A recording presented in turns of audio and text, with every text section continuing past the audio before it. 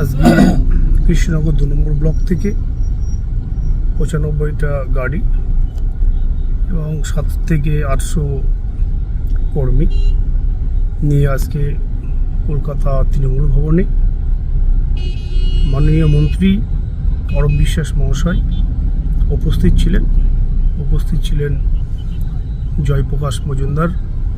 ওনাদের হাত ধরে আজকে তৃণমূল কংগ্রেসে যোগদান করলাম। আমরা কংগ্রেসে থাকা অবস্থায় আমরা কোনোভাবেই মানুষের যে পরিষেবা, যে প্রকল্পগুলো আছে, আমরা তাদের পরিষেবা দিতে ব্যর্থ এবং বাংলার যা পরিস্থিতি তাতে কংগ্রেস করে মানুষের জন্য কিছু করা যাবে না।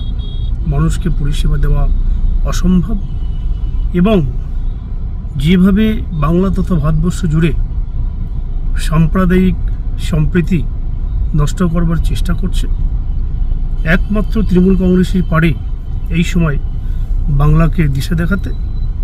এবং মমতা ব্যানার্জি মাননীয় মুখ্যমন্ত্রী এবং যুব সমাজের আইকন মাননীয় অভিষেক ব্যানার্জির যেভাবে বাংলাকে উন্নয়নের গতি অব্যাহত রাখছেন, সেই উন্নয়নে সামিল হওয়ার জন্য মানুষের যে প্রকল্পগুলো, এত প্রকল্প বাংলার বাইরে কোথাও নেই, তাই মানুষকে পরিষেবা দেওয়ার জন্য আজকে কংগ্রেস ছেড়ে তৃণমূল কংগ্রেসে যোগদান করলাম।